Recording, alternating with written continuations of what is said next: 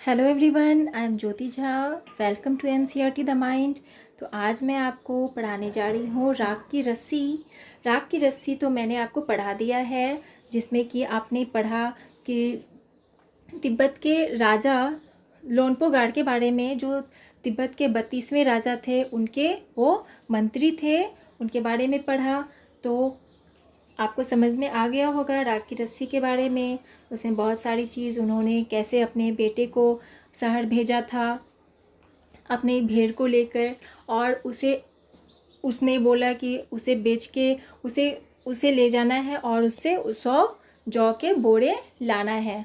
तो उसने कैसे किस तरह से उसे एक बार सींग बेच दिया, एक बार उसका बाल सारा कटवा के बेच दिया लड़की की सहायता से। तो इस तरह से आपने बहुत सारी चीज़ें पढ़ी।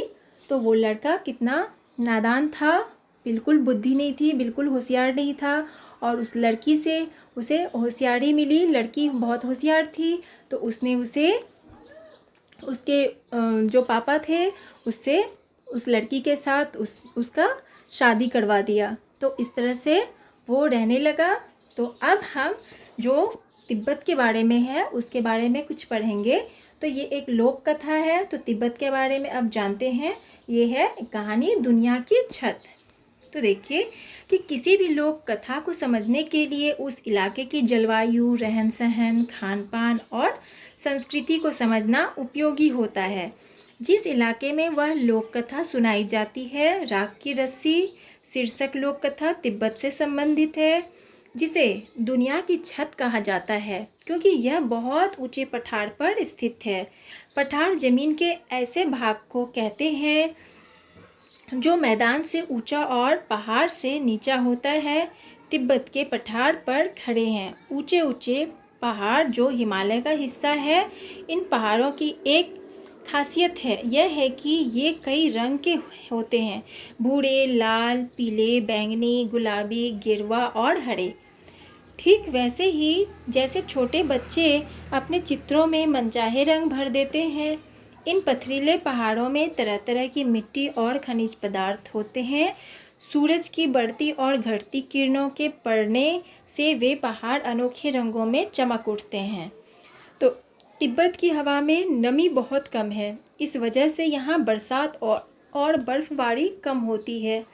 खुश्क मौसम में पेड़ पौधे बहुत नमी होते हैं। तिब्बत का पूर्वी भाग ही ऐसा है जहाँ घने जंगल पाए जाते हैं। उन जंगलों में पेड़ पौधों, पशु पक्षियों की दुर्लभ किस्में मिलती है। तिब्बत की मिट्टी कहीं रेतीली है, कहीं लाल पीली तो कहीं काली।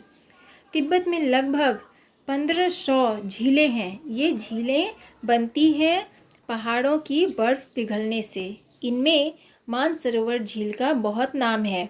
यहीं से सांगपो यानी ब्रह्मपुत्र नदी निकलती है। काफ़ी ऊंचाई पर बसा होने के कारण तिब्बत बहुत ठंडा प्रदेश है। यहाँ की सर्दी का हाल मत पूछो, ऐसा लगता है जैसे किसी ने फ्रीज में डाल दिया हो और ऊपर से तेज़ ठंडी। देखिए, दुनिया की छत बच्चों को तिब्बत के बारे में जानकारी देने के लिए दिया गया है। इसमें से प्रश्न नहीं पूछे जाएंगे, तो इसमें सिर्फ आप इसे जानकारी के तौर पे आप समझिए और इसमें कोई प्रश्न उत्तर नहीं है। अब देखिए, हवा चल रही हो इसलिए वहाँ के लोग हमेशा भारी भरकम गर्म कपड़े पहने रहते हैं। तिब्बती लोगों की घर बनाने की कारीगरी अनोखी है। यहाँ लकड़ी के बने हुए बहुमंजिला घर हैं। लोग अब पत्थर, मिट्टी और सीमेंट के घर भी बनाने लगे हैं।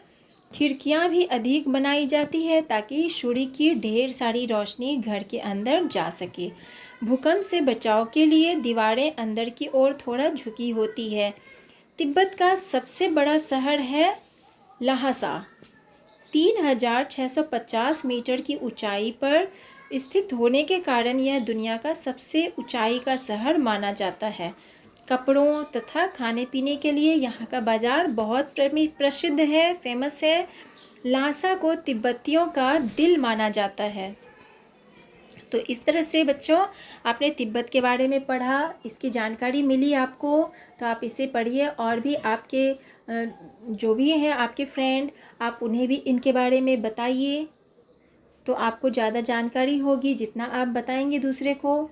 तो आपको कैसा लगा पढ़ के आप ज़रूर कमेंट में बताइए, और अच्छा लगा तो लाइक कीजिए और मेरे चैनल को सब्सक्राइब कीजिए एनसीईआरटी द माइंड को, और बेल आइकन ज़रूर दबा दीजिए ताकि मेरे हर वीडियो का नोटिफिकेशन आप तक सबसे पहले पहुँचे। तो तब तक के लिए bye, take care, thanks to watch my video.